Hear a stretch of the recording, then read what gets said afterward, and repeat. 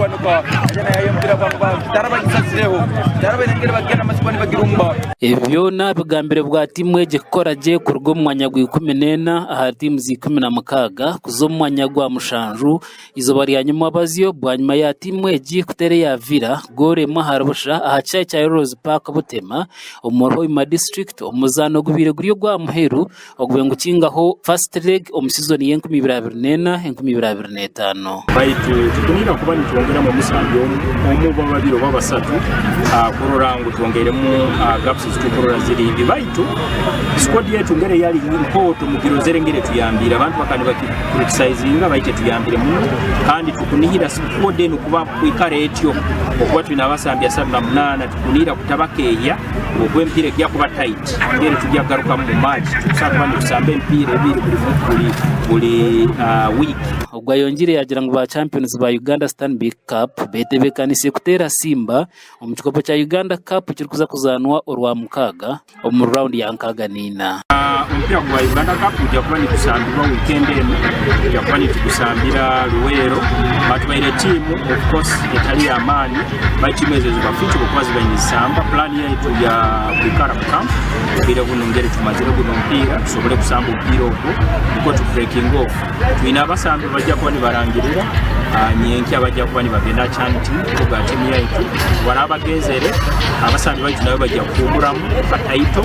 ahantanduka ya season eji kitare katanduka irikuzana kubi obuyabenega omutimu zabeze bembire omukikopo cya Uganda Premier League ekazo mwanya gwa 14 konke kitigire miseyo abo kugira ngo egarikire omyanya y'abakubanza ahabwa bahagiza bagitire mu amani za match fixing banyotingi fao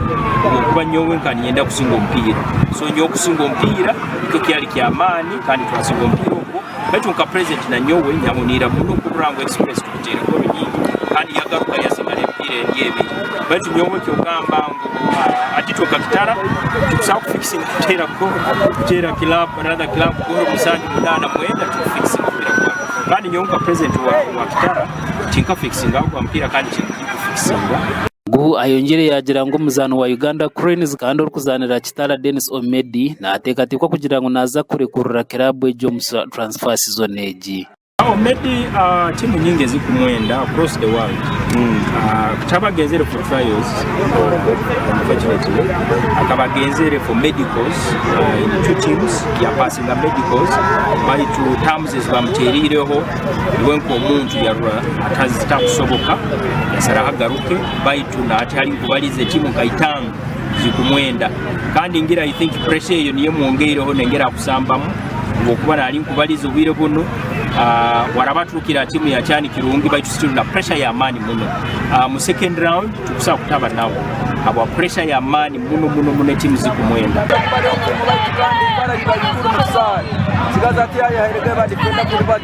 gasha kwa gada saba abo Sky TV ya Genshonga.